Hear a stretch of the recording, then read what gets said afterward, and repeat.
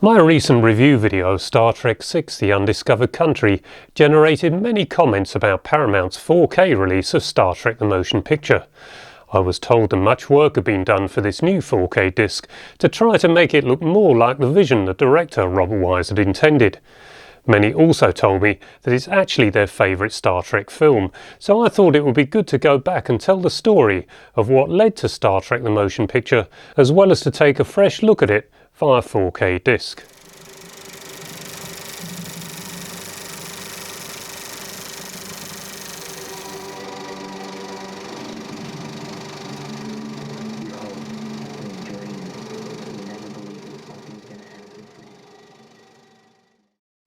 The genesis of the 1979 feature film actually lies in the cancellation of the series after Series 3. This is actually an episode from Series 3 on Super 8 film, a shrink down from a 16mm television master. This is Let This Be Your Last Battlefield. I think it's an excellent episode and one I'm very pleased to have. But how most of us know the series, if we haven't seen the original on television, I know it's been reworked, is now 16:9. Excellent picture quality from the 35mm originals, but this is the sort of thing we would have perhaps seen or collected over the years. This is one of the myriad DVD releases, and just like the Super 8 film there, is actually exactly as it went out on television with the original special effects and everything else. But it's been cleaned up since then, has new special effects, and everything looks pristine and clean, not quite how we'd have seen it on television in the late 1960s, and for more of us, the early 1970s. While the Star Trek series was in production, its primary market was, of course, America, and its viewing figures were always something of a disappointment. So when the third series got the go-ahead, which was against the odds and is blamed on a fan letter-writing campaign that convinced Paramount they should make a third series, when that got the go-ahead, it was slated for a prime-time Monday evening slot, 7 o'clock I believe, which was actually when I used to watch it over here. However, that prime-time slot on a Monday evening didn't come to pass, and it was relegated to Friday night, I think at 10 o'clock, where most of the people that would view Star Trek, the youngsters among us and the children, were already tucked up in bed or out drinking with their friends. So it was inevitable that the series would be cancelled after Series 3, and when that transpired, we were just left with endless repeats, something that many of us seem to lap up and watch over and over again. It was certainly a programme that fuelled my young imagination, and seems to have done the same for many other people too. I never lost my love of Star Trek, and those 6 original cast films cemented my appreciation for the whole series. As a film collector, and as Keith Wilton's #1 at the British Film Collectors Convention, I found myself purchasing films that would hopefully contribute towards interesting shows at those conventions. We had long planned a Star Trek show, and indeed that's how this reel containing all the trailers from the Star Trek films came about. I say all the trailers, there's one missing, Star Trek 3: The Search for Spock. But anyway, we did show this at BFCC, and a couple of really enthusiasts did get to put uniforms on. Wonder who that could have been. But made for a great show, and explained some of the more obscure Star Trek titles that I have here. We never did get to show Let This Be Your Last Battlefield, or at least an extract from this, so maybe that's something for the future, particularly as the BFCC is returning, and it's scheduled for the 29th of April 2023. We got dealers booked. We're hoping to get the 24-foot wide CinemaScope screen in there, and we're looking to do Super 8 35mm and hopefully 4K video projection. So keep watching this space and I'll fill you in on any details. Now, I've also got a few of the Star Trek bloopers reels, and this might be quite historically interesting from a film collecting perspective, because William Shatner does detail this in his book. When he's skiing down a slope in California, someone comes up to him, this is just after the series is finished, and someone comes up to him on the slopes and says, "Hey, Spock," and realises he's got the name wrong. "No, Kirk," and then Mr. Shatner, and he tells him about a bar at the base of the ski slope that's showing something Star Trek on a big screen. It was more likely to be a 16mm reel, but it was showing one of the bloopers reels, and that was the first that William Shatner knew of the existence of these blooper reels. He wasn't best pleased, but he did actually end up with copies of those blooper reels on VHS, so even the great William Shatner succumbed to the appeal of seeing them all goof and make mistakes while shooting Star Trek. But the quality of these reels is pretty awful. They really were off the cutting room floor.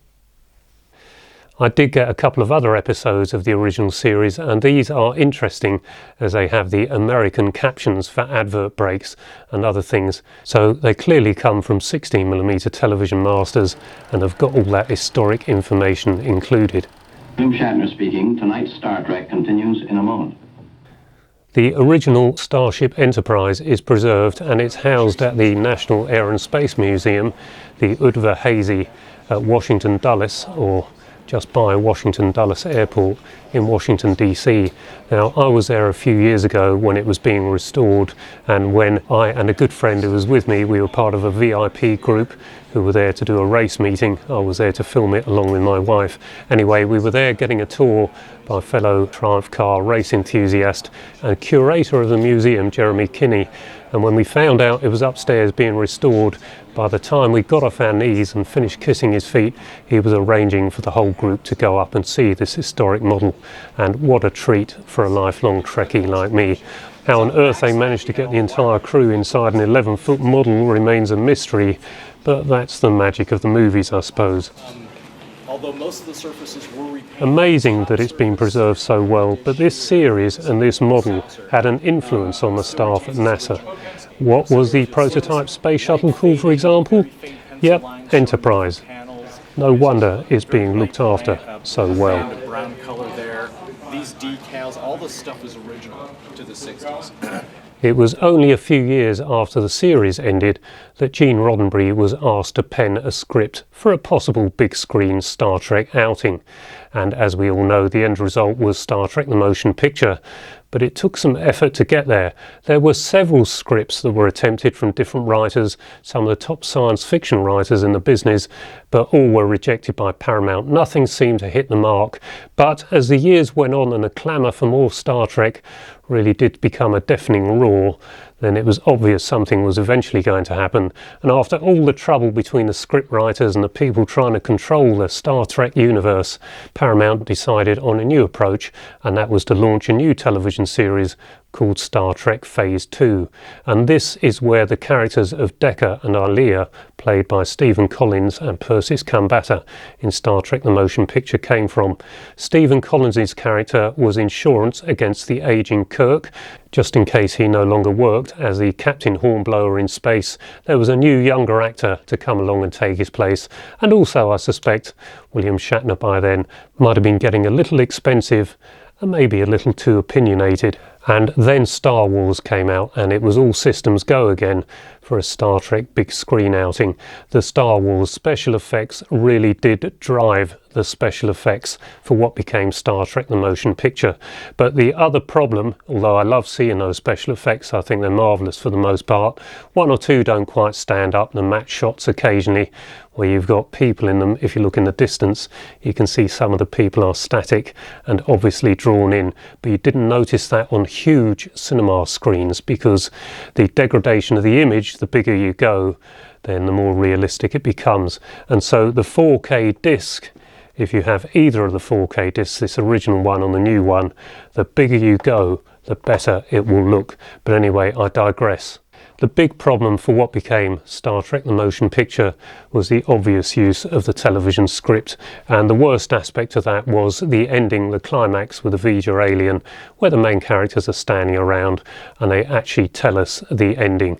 Exposition through dialogue, it's known as, and it really is weak. It's something you can get away with on television, but somehow you don't seem to have that same capability on a big screen at a cinema, and that was the big flaw for me. But I still like the film. I just would have preferred it if one or two of those television flaws didn't make it into the cinema film. People have told me that they really like the latest 4K release, and it is a much better film and closer to the vision Robert Wise had for his original science fiction epic. For me, I don't fancy seeing a long version, so I'm quite happy with the version that comes in this 4K pack. I actually think the best release of all the versions of Star Trek the Motion Picture is in fact the 3x400 foot version from Marketing Film International. Now, this company in Germany, they got a deal with Paramount to release their product full length on Super 8, and therefore more than any other company in home movie history, the current home movie market probably owes its origins to Marketing Film International and the fabulous packages they put out. It's not the best image quality you're ever going to see on this release. It's masked down to around 2.0 to 1 for a fake widescreen rather than a scope widescreen.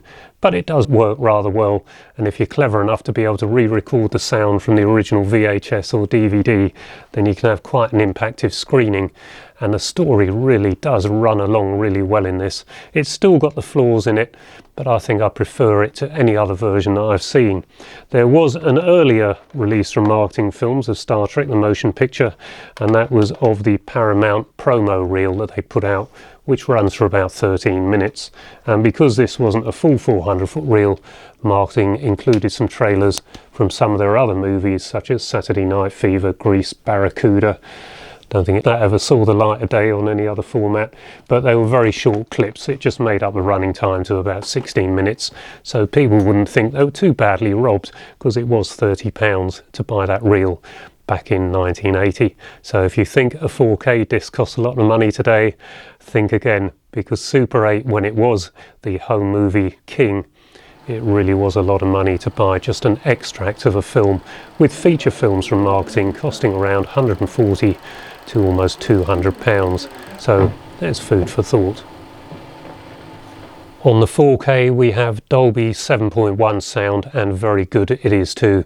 Gives a very good surround sound effect, and so it should, because Star Trek the Motion Picture did have 70mm blow-ups at the cinema, so 6-track magnetic sound.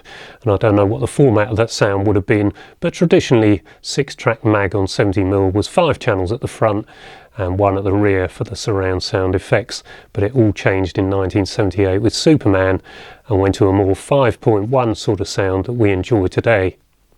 HDR or Dolby Vision, whichever your player defaults to, gives the 4K disc an edge over the Blu-ray. In isolation you would think the Blu-ray is excellent, but then you look at the 4K and you think, no, it's rather lackluster by comparison. So once again, HDR makes all the difference with superior colour and density. The aspect ratio is approximately 2.40 to 1, and the special effects, the model shots and the mattes, were shot using VistaVision, so horizontal 8 perforation 35mm, to ensure there was no degradation in image quality or minimal degradation in image quality between the original 35mm live action shoot and the special effects. You will find that some shots look better than others, but that's to be expected. This was state of the art back in 1979, and overall the special effects really are excellent. This 4K was good enough for me. It's not going to be the best image quality you've seen on 4K, but I thought it was very good. Bit variable in places owing to the special effects and optical work, but overall I don't think you'll be dissatisfied. However, if you really do like Star Trek the Motion Picture, and my word, I've been told by plenty of people they think it's their favourite Star Trek, then you have got to go for the newer release, because there has been a lot of work done to it. So this is one occasion when maybe in the future I will actually succumb and get one of those so-called director's cuts.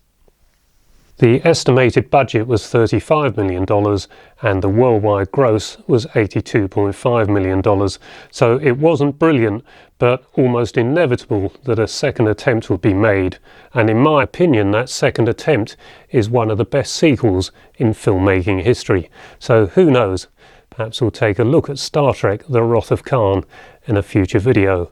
Until then, or whatever comes next, bye bye for now.